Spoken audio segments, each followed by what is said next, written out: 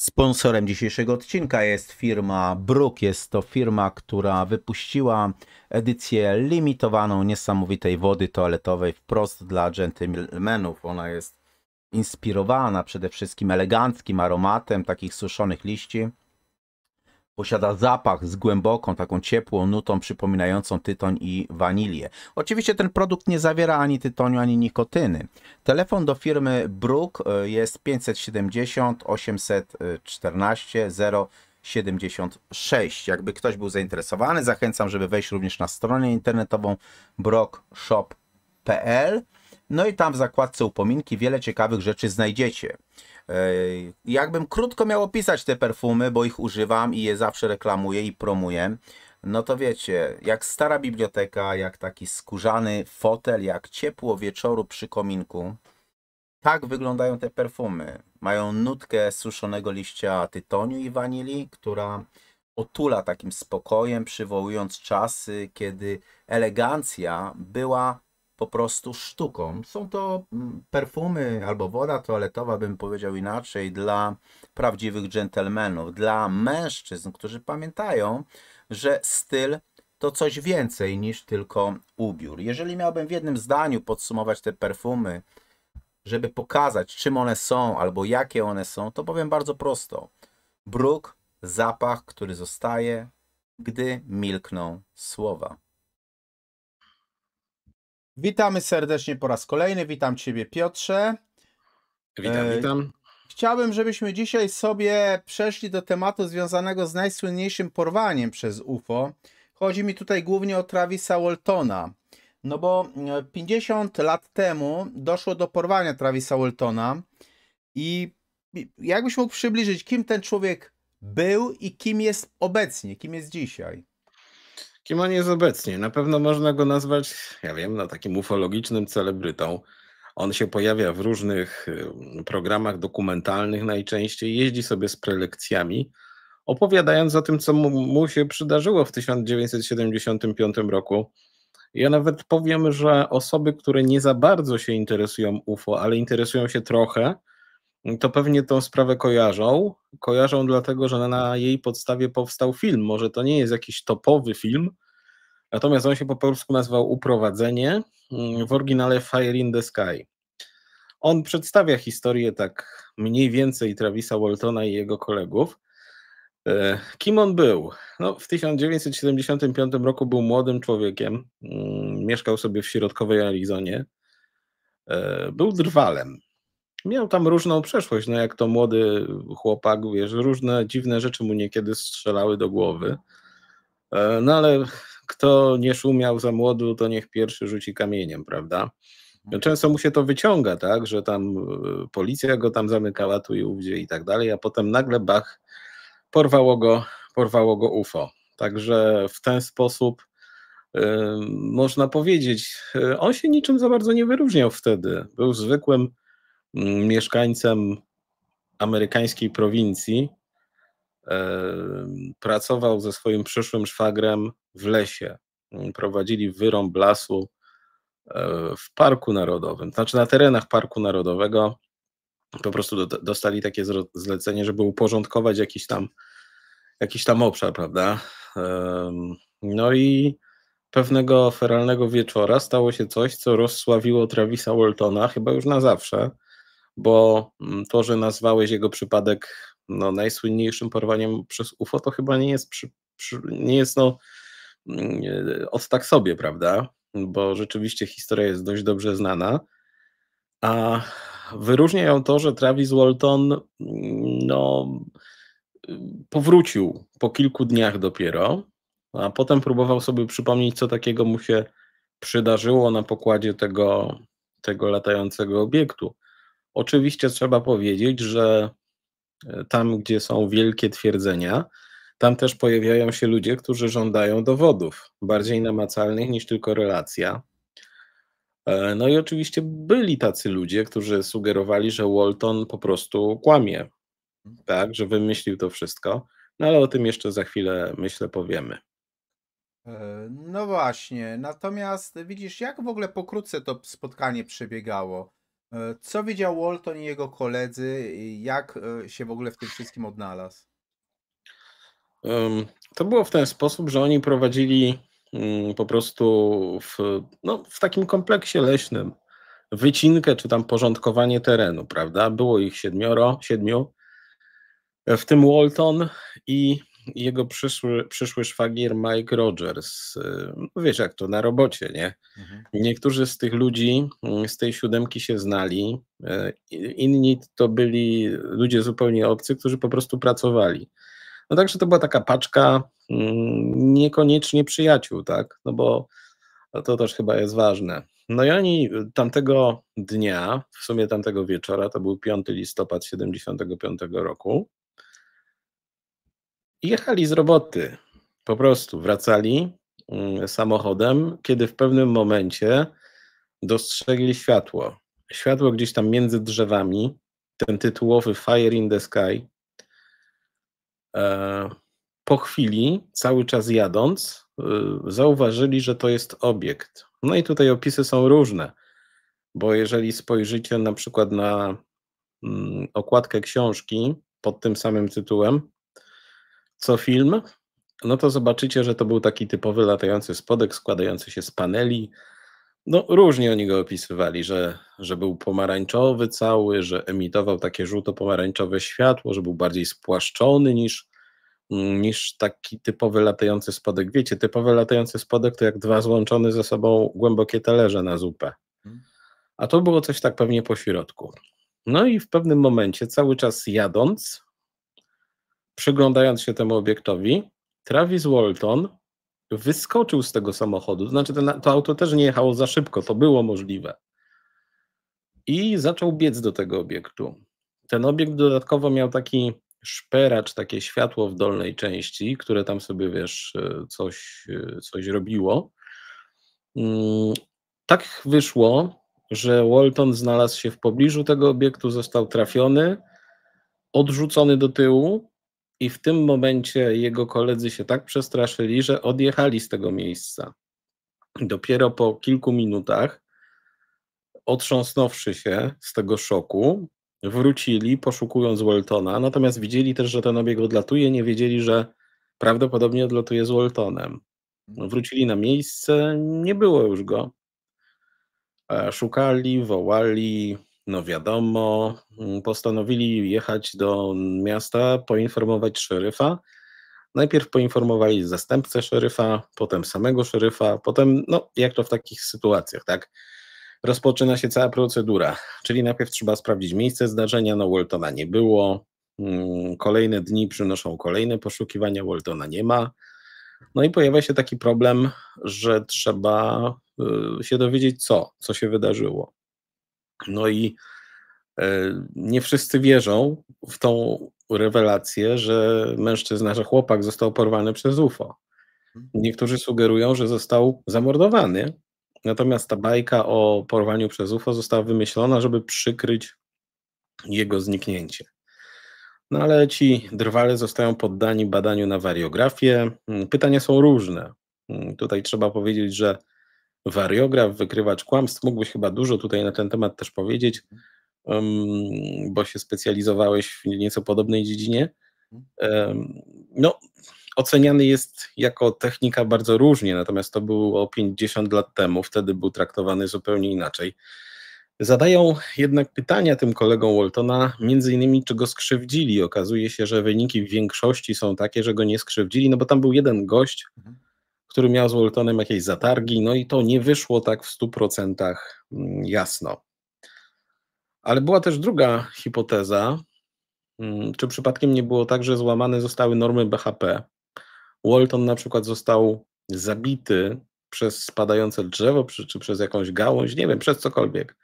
I w ten sposób próbowano zatuszować jego śmierć. No, jego nagłe pojawienie się po kilku dniach sprawiło, że te wszystkie domniemania poszły w kąt, bo Walton się odnajduje. Sam twierdzi, że zostaje wyrzucony z jakiegoś latającego obiektu. No, nie wie, gdzie jest, dopiero po jakimś czasie trafia na stację benzynową, udaje mu się dodzwonić do siostry, no i zostaje odebrany przez swoich najbliższych. Co ciekawe, najbliżsi nie powiadamiają o tym policji. No a potem się już rozpoczyna jego medialna kariera, która trwa w sumie do dzisiaj. Problem w tym, że Walton przez krótko milczy. Dopiero po kilku dniach zaczyna swoje tournée po telewizji, tak? Opowiadając, co mu się tam przydarzyło. Ważne w tym wszystkim jest nie tylko wykorzystanie wariografu, ale także, wiesz, hipnozy regresyjnej do ustalenia, co się z Waltonem działo, no bo to też było ważne. On, kiedy się odnalazł, to miał wrażenie, że minęło dosłownie 5 minut. On myślał, że no cóż, no jest w tym samym miejscu, gdzie zaginął, czyli w tym parku Apache Seed Graves, a okazało się, że nie. I to też był problem. Interesujące było to, że Walton miał ślady po jakimś wkłuciu i się wszyscy zastanawiali, no po czym to jest ślad, tak? Czy to jest ślad po eksperymentach przeprowadzonych przez kosmitów, czy raczej po tym, że został odurzony. Ale po co miał zostać odurzony? No to ktoś by go ukradł, ktoś by go, zwykłego drwala by ktoś porwał i co, żądał okupu? Nikt okupu nie żądał. Pojawiły się inne hipotezy, wiesz, mówiące na przykład, że Walton ukartował to wszystko jakoś, oni to wszystko jakoś ukartowali razem, no i po prostu 5 dni to jest szmat czasu i on po prostu musiał się jakoś przez te 5 dni ukrywać, żeby wiesz, przetrwać to jakoś, to po prostu go trochę naszprycowano i tam tyle. I spał sobie na przykład przez 2 dni. Trochę jak takie zombie. I tak to wyglądało, on się odnalazł, wiesz, no i tak się zaczęła jego medialna kariera, która trwa do dziś, tylko że Walton, powiedzmy sobie szczerze, ma tylu wrogów, co zwolenników i ta jego historia również. No właśnie, a czy mógłbyś powiedzieć coś o akcji służb? Jak ta akcja służby wyglądała? Co mówili koledzy Waltona? No koledzy Waltona to jest w ogóle ciekawe, bo oni mówili, że widzieli ten obiekt. Widzieli obiekt, widzieli całą sytuację. No i teraz pytanie, skoro sceptycy mówią, że to zostało ukartowane, no to ci koledzy powinni się, że tak powiem, wysypać jakoś, tak? Powinni powiedzieć, że to nie była prawda. No różne były dzieje relacji składanych przez tych ludzi.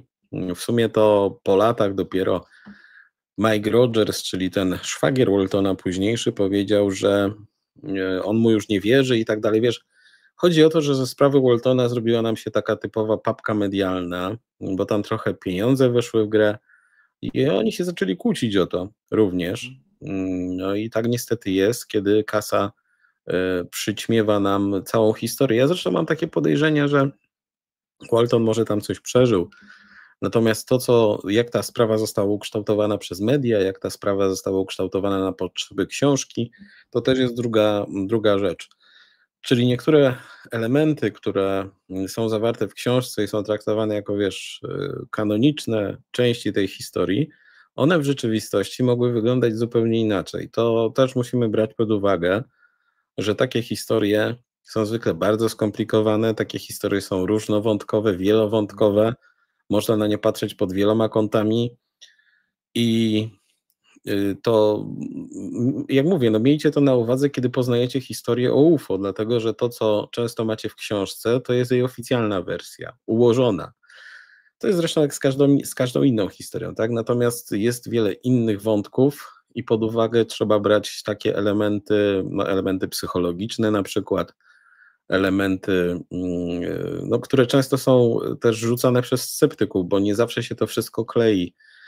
W przypadku Waltona ta akcja służby była prowadzona i przez parę dni ciekawa była reakcja matki Waltona, która ponoć mówiła, że ona nie wierzy w to, że jej syn nie żyje, że został porwany, że jest poza ziemią i że należy przerwać poszukiwania. Wiele osób sugerowało, że skoro matka Waltona tak nalegała na to, żeby poszukiwania przerwać, to może była jakoś wplątana w ten spisek, bo dobrze wiedziała, że jeżeli Walton na przykład się wyłamie i nagle się znajdzie, albo nie wytrzyma tej presji i powie, że to wszystko jest nieprawda, no to może będzie trzeba, nie wiem, zwrócić pieniądze za tą akcję poszukiwawczą. Także wiesz, to wszystko jest takie w zależności od której strony się patrzy, to nie jest tak, że ja tego Waltona bardzo potępiam, ale to jest Ameryka. Mhm. To jest specyficzny kraj, to jest specyficzna kultura. Pamiętajmy, że to jest historia, na podstawie której powstała książka i powstał film. Było w historii ufologii pewnie dziesiątki tysięcy różnych spotkań z UFO. Mało która stała się kanwą do pełnometrażowego filmu i książki takiej monograficznej. Zatem, no już wiesz, już samo to z siebie pokazuje, że być może gdzieś tam zrobiono z tą historią coś, żeby ona wytrzymała, żeby się ją dało tak rozciągnąć, żeby z niej film zrobić. Bo z większości historii się nie da filmów zrobić. Weźmy nawet te najsłynniejsze historie o UFO. Mhm. Dlaczego na ich podstawie nie powstały w większości filmy pełnometrażowe? No bo by trzeba dużo dodać. Można wziąć kanwę, natomiast no, żeby to rozciągnąć na film, no to musisz dodać. Mhm. I w przypadku Waltona podejrzewam, że jakieś tam machinacje zaszły. To ja nie mówię, że wiesz, ja to mówię z perspektywy redakcyjnej, z perspektywy tego, z perspektywy medialnej, prawda? No, rozmawiałem z wieloma ludźmi, którzy widzieli UFO. Często mieli jakieś spektakularne doświadczenia i uwierz, Mhm. często nie dałoby się z tego nakręcić 90 minut filmu. Innymi słowy, ja mam wrażenie takie, że nad sprawą Waltona ktoś pracował i to pracował już po tym wydarzeniu, w momencie, kiedy po prostu powstała książka. Walton tej książki sam na bank nie napisał. Czyli jak to w Ameryce byli ludzie, którzy podkręcili to tak, żeby to potem się dało zekranizować i żeby to było do opowiedzenia, prawda? O sam zobacz na Emilcin, jest taki Emilcin w Polsce, z Emilcina film powstał, serial powstał, jak głupi, no to sami wiemy. Mhm. Ale też tam historia Wolskiego to jest tylko jeden wąteczek tak naprawdę. Czyli historia Wolskiego nie nadaje się do ekranizacji, dopiero kiedy się obuduje kilkoma innymi historiami, to jest okej. Natomiast historia Waltona to jest tak, wiesz, do zjedzenia od razu. To się nie zdarza często. Mhm. Także ja jestem pełen wątpliwości tutaj. Innymi słowy, tam gdzieś w środku może być jakaś prawdziwa historia, natomiast ona została pewnie lekko podkręcona, lekko podrasowana, żeby nam to się wszystko kleiło. Musimy też mieć świadomość tego, że tam panował dość duży chaos, bo tą sprawą się zainteresowały i media, i ufolodzy. Co prawda się nie rozchodziła wieść tak szybko jak w dzisiejszych czasach, ale i tak w miarę szybko to się wszystko potoczyło. Wiesz, nawet jeden z tabloidów wypłacił Waltonowi taką nagrodę, w sumie nie wiadomo za co, pieniężną, dość dużo kasy dostał. Mhm. On stał się, nie wiem czy on się stał celebrytą, na pewno przez długi czas bywał gościem, bywał zapraszany do dokumentów na temat UFO, opowiadał tą swoją historię, za to wszystko szły jakieś tam garze. Tylko czy to były takie pieniądze, żeby on mógł z tego żyć, no też wątpię. Wiesz, na pewno jakieś tam przypływy gotówki były, na przykład za książkę, czy tam coś za film, ale nie sądzę, żeby Walton był gwiazdą takiego hollywoodzkiego formatu. I w pewnym momencie mieliśmy tam chaos, naprawdę duży chaos, związany z mediami, ze służbami. I w takim chaosie bardzo jest łatwo wykreować tego typu historie. No i mówię, sprawa Waltona to jest taka sprawa, gdzie wszystko zależy od tego, z której strony patrzymy, komu wierzymy i kogo słuchamy. Są tacy, którzy odnajdą przesłanki świadczące o tym, że to była w 100% prawda, a są tacy, którzy uznają to za wierutne kłamstwo. Tym bardziej, że była taka sytuacja, bo Walton też był badany na wykrywaczu kłamstw, tam mówiono potem, że on próbował ten wykrywacz oszukiwać, no ale była jeszcze jedna wpadka, którą zaliczył w pewnym programie rozrywkowym, który był emitowany, którego wersja polska też była, ten program się nazywał Moment Prawdy i tam po prostu poddawali delikwenta badaniu na wariografię, no i potem zadawali mu pytania, często bardzo podchwytliwe, no i tam padło pytanie do Waltona, czy zostałeś porwany. No okazało się, że kłamał wtedy, no można sobie to znaleźć w internecie, jak on był wtedy zmieszany. Wiele osób Waltonowi nie wierzy tak naprawdę i to zostaje nam w sumie jedynie to, żeby samemu się przekonać, zgłębiając tą sprawę, no i przede wszystkim słuchając tego, jak on o tym opowiada, czy on to opowiada z emocjami, czy już nie, czy to jest wyuczone, bo niestety, pomimo wszystko okazuje się, że nie da się w 100% odpowiedzieć na pytanie, co mu się przydarzyło, bo jedynym, co zostało, to jest jego historia, jego relacja, tak, jego słowa. A jeszcze na zakończenie tylko szybko zapytam, co w ogóle Walton widział na pokładzie tego latającego talerza i jak wyglądała dalsza droga tej jego ufologicznej kariery? Jeżeli chodzi o to, co się stało na pokładzie talerza, to tak w kilku słowach. On został porwany w takich celach abdukcyjnych typowo. On się po prostu, i to jest też ciekawe, bo ta historia jego pobytu na statku też jest taka bardzo sugestywna i można powiedzieć, że nieco nakręcona. Bo on się budzi, ma na sobie jakieś tam urządzenia. Pamiętajcie, że to jest pokazane w tym filmie, uprowadzenie, natomiast pokazane jest trochę inaczej niż to było w rzeczywistości, jest trochę podkręcone w dodatku. On się budzi, widzi jakieś istoty przypominające te słynne szaraki, czyli istoty z, wiesz, dużą głową, dużymi oczyma. No i on patrzy, że ma coś na sobie, wstaje, patrzy i szuka jakiegoś, widzi, że to nie są ludzie, zrywa się, bierze jakąś pałę w ogóle, która tam leży. Nie wiem, co to było, czy to była pała, no był jakiś taki przyrząd długi, no i do bicia do tych kosmitów. A one wyszły, potem Walton trochę połaził po tym statku, trafił do miejsca, gdzie był jakiś fotel, gdzie sobie wyświetlił mapę gwiazd, zdał sobie sprawę, że jest chyba na statku kosmicznym, potem przyszły, tak w dużym skrócie, przyszły do niego dwie inne istoty, zaprowadziły go do pewnego miejsca, gdzie się pojawiła chyba jeszcze jedna istota, no i Walton, czy jakoś tak, czy chyba na odwrót, przyszła jedna istota, potem pojawiły się dwie, które już Waltona, że tak powiem, ululały i on stracił pamięć dopiero wtedy, kiedy został wyrzucony z powrotem z tego obiektu, no to tą świadomość odzyskał, no potem wiecie, hipnozy, potem różnego rodzaju wałkowanie tej historii w mediach. Nim się zajmują też bardzo szybko ufolodzy i to jest jeden z zarzutów sceptyków, że historia Waltona została uwałkowana w jakiś sposób, tak? Nie wyjaśniono na przykład, skąd to wkłucie tajemnicze się wzięło, czy to mogło mieć jakiś związek. Może on został porwany przez służby, no ale po co on miałby być porywany przez służby? No i najważniejsze w tym wszystkim, co mu zarzucano? Zarzucano mu to, że mógł ukartować tą całą sprawę z Rogersem. Dlaczego? Dlatego, że oni byli w trudnej sytuacji, ponieważ Rogers był na kontrakcie z służbą leśną i miał uporządkować jakiś obszar terenu. Okazało się, że miał problem z tym. No i niektórzy sugerowali, że i musiałby kary zapłacić.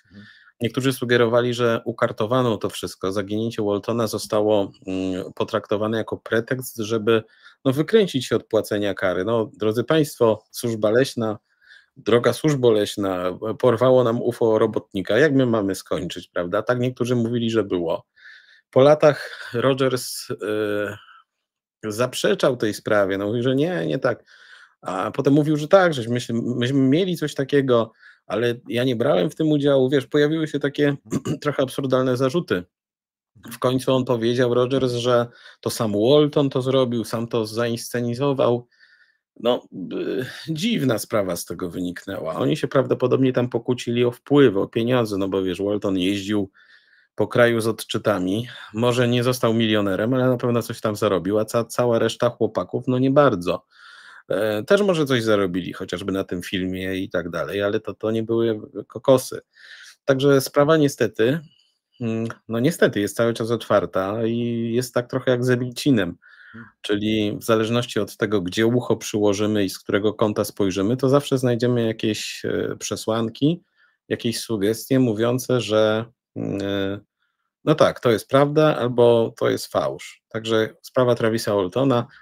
Jeżeli jesteście ciekawi, jak to było, możecie z łatwością znaleźć w internecie różnego rodzaju źródła, nawet w miarę nowe wywiady z Travisem Waltonem, bo on cały czas jest aktywny, on jest teraz chyba po 70, grubo już, ale nadal to próbuje jakoś tam tą historię swoją wieść, jak to się mówi. Jest oczywiście film fabularny. Uprowadzenie też go bardzo łatwo znaleźć. On rekonstruuje tą sprawę Głównie się skupia na tym, jak miasteczko traktowało tych ludzi, tych robotników, czy oni dawali im wiarę, czy nie.